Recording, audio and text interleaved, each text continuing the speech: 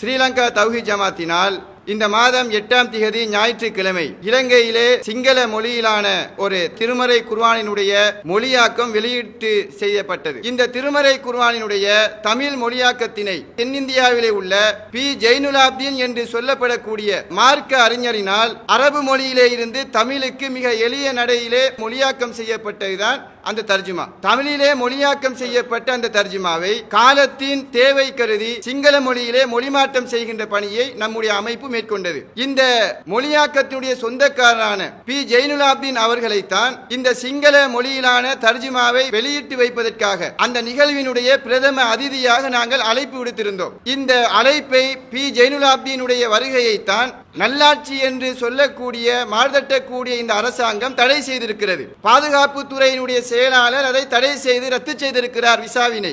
தேசிய பாதுகாப்புக்கு குந்தகமாக இவருடைய வருகை அமையும் என்ற ஒரு நொண்டிச்சாட்டை காரணமாக குறிப்பிட்டு தடை செய்திருக்கிறார் என்று சொன்னால் இந்த பி ஜெயினுலாப்தீன் உண்மையில் தேசிய பாதுகாப்புக்கு அச்சுறுத்தலானவரா என்பதை முதலாவதாக நாம் கேள்வியாக முன்வைக்கிறோம். தமிழ்நாட்டிலே இந்துக்களுக்கும் முஸ்லிம்களுக்கு இடையில மத நல்லிணக்கத்தை உருவாக்கக்கூடிய ஒரு பாலமாக திகழ்ந்தவர் தான் இந்த பிஜே என்று சொல்லக்கூடிய மார்க்க அறிஞர். இலங்கையிலே கடந்த காலத்திலே மிகப்பெரிய ஒரு தலையீடியாக இருந்தவர்கள் தான் விடுதலை புலிகள் என்ற அமைப்பு. இந்த விடுதலை புலிகள் என்பவர்கள் இலங்கை நாட்டிலே பயங்கரவாதத்தை தான் அவர்கள் ஏற்படுத்துகிறார்கள். தேசிய பாதுகாப்புக்கு அச்சுறுத்தல் விடுக்கக்கூடிய அமைப்பு. விடுதலை புலிகளுடைய செயற்பாடுகளை அங்கீகரிக்க கூடாது, அதற்கு தடை விதிக்க வேண்டும் என்ற ஒற்றை குரலை எழுப்பிய ஒரே தலைவர் தான் இந்த பி ஜெயினுலாப்தீன் என்று சொல்லக்கூடியவர். கலாச்சார திணைக்களத்துடைய அனுமதி பெறப்பட்டிருக்கிறது. முஸ்லிம் மத விவகார அமைச்சினுடைய அனுமதி பெறப்பட்டிருக்கிறது. குடியகழ்வு குடிவரவு திணைக்களத்தினுடைய அனுமதி பெறப்பட்டிருக்கிறது. இத்தனை சட்ட ரீதியான அந்த ஏற்பாடுகளுக்கு பின்னால் முறையாக பெறப்பட்ட இந்த பி ஜெயினுலாப்தீன் அவர்களுடைய விசாவினை ஒரு பாதுகாப்பு செயலாளர் எப்படி ரத்து செய்ய முடியும்? உளவுத்துறை குறிப்பிட்ட அறிக்கை பி ஜெயினுலாப்தீன் அவர்களுடைய வருகையினால் இந்த நாட்டிற்கு எந்த தேசிய பாதுகாப்பு பிரச்சனையும் இல்லை என்பதுதான். அப்ப யாருடைய பேச்சை கேட்டு இந்த விசா ரத்து செய்யப்பட்டது?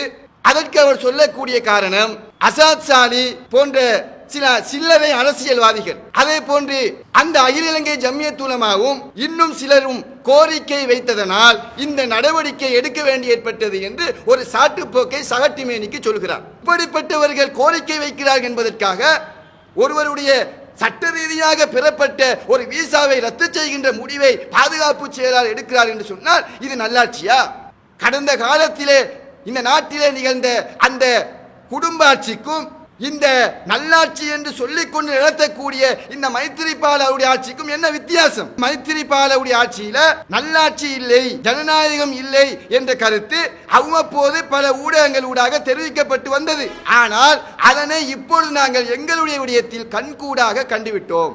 ஸ்ரீலங்கா தௌஹீத் ஜமாத் இந்த நாட்டு அரசிடம் சில கோரிக்கைகளை வைக்கிறது. முதலாவது, எந்த அரசியல்வாதிகளுடைய அகில இலங்கை ஜம்மியத் உலமாவினுடைய அறிக்கைகளை அடிப்படையாக வைத்து மௌலவி பி ஜெயினுலாப்தீன் அவருடைய விசாவினை நீங்கள் ரத்து செய்தீர்களோ அந்த பி ஜெயினுலாப்தீன் அவர்களை அரச அங்கீகாரத்தோடு அரச விருந்தினராக மீண்டும் இலங்கைக்கு அழைத்து வரக்கூடிய பொறுப்பை அரசாங்கம் ஏற்க வேண்டும், பாதுகாப்பு செயலாளர் ஏற்க வேண்டும். இரண்டாவதாக, ஜனாதிபதி மைத்திரிபால சிறிசேன அவர்களை நேரடியாக கலந்துரையாடக்கூடிய ஏற்பாடு பாதுகாப்பு செயலாளர் ஊடாக எங்களுக்கு ஏற்பாடு செய்து தரப்பட வேண்டும். இந்த இரண்டு நிலைப்பாடுகளும் செய்ய தவறினால் ஸ்ரீலங்கா தௌஹீத் ஜமாத் இது ஒரு சாதாரண அமைப்பு இல்லை. ஏதோ அரசியல் கட்சிகளை போன்று நேற்று பெய்த மழைக்கு முளைத்த காளான் அல்ல. இது ஒரு மக்கள் பேரியக்கம். ஸ்ரீலங்கா முழுவதும் 80க்கும் மேற்பட்ட கிளைகளை வைத்து நடத்தக்கூடிய மிகப்பெரிய சமுதாய இயக்கம். பிரச்சாரத்தையே உயிர் மூச்சாக சுமந்து கொண்டு செயற்படக்கூடிய தொண்டர்களையும் ஊழியர்களையும் பிரச்சார பீரங்கிகளையும் கொண்ட ஒரு மிகப்பெரிய மக்கள் இயக்கம் இது. இந்த ஜனநாயகத்துக்கு உட்பட்ட கோரிக்கைகளை இந்த அரசாங்கம் நல்லாட்சி கண்டுகொள்ளாமல் விடுமையானால் இந்த நாட்டிலே நல்லாட்சி இல்லை, அது பேரளவு ஆட்சிதான் என்ற அரசுக்கு எதிரான எதிர் பிரச்சாரத்தை நாங்கள் இமயமாக இந்த நாட்டிலே மூளை முழுக்கெல்லாம் சுமந்து செல்வோம்.